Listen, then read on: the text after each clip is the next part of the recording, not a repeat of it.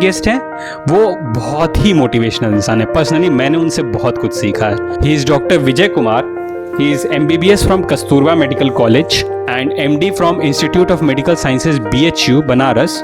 It's my pleasure you have invited me. And उसके बाद भी मैंने जो है डायरेक्ट MBBS नहीं किया है, मैंने उससे पहले एक BSc MLT लैब टेक्नीशियन का कोर्स किया था। हाउ डिड KMC है? KMC मणिपाल आप कैसे गए? क्योंकि आपने बताया कि आप थोड़ा लोअर सोशल बैकग्राउंड से थे, तो sir how did you arrange? और कि लोगों का तो सपना होता है कि गवर्नमेंट मेडिकल कॉलेज जाऊँ। को कोई भी जायदाद में कुछ मत देना, 1 रुपया भी, और ना मेरे को मेरी शादी में खर्च करना।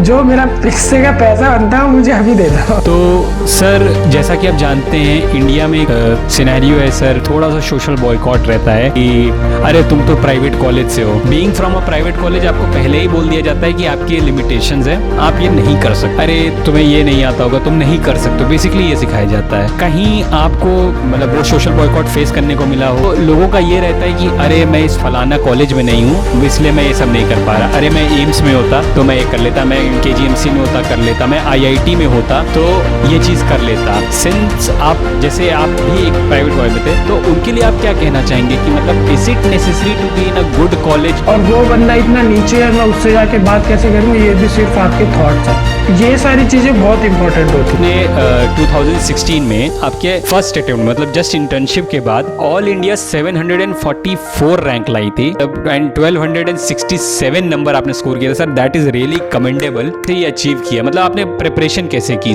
और दूसरा, जब आप क्विज की प्रिपरेशन करते हो तो उसमें आप जब पढ़ते हैं तो वो इस तरह से नहीं पढ़ते हैं कि हाँ मुझे जाके लिखना है एग्जाम में। है कि आप एक गवर्नमेंट स्कूल से गए थे, तो जो कि बेसिकली हिंदी मीडियम से जो है अपना मतलब एजुकेशन की होगी।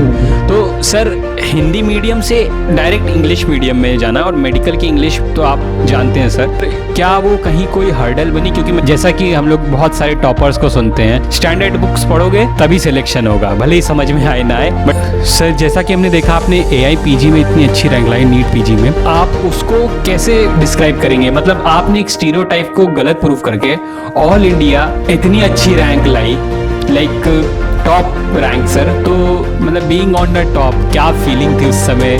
कर रहे होते हो, आपका माइंड आपको लर्न करने से हमेशा हिंड्रेंस करता है कि ये डिफिकल्ट काम है भाई, ये तो नहीं करना है ना। कि जैसे अप्रोच करना है या कार्डियक एग्जामिनेशन करना है, रिस्पायरेटरी एग्जामिनेशन करना है। बिलीव मी, मैं रूम में ऊपर से नीचे चारों तरफ की वॉल में कोई ऐसी जगह नहीं बची थी जहाँ पे खाली पेपर वर्क।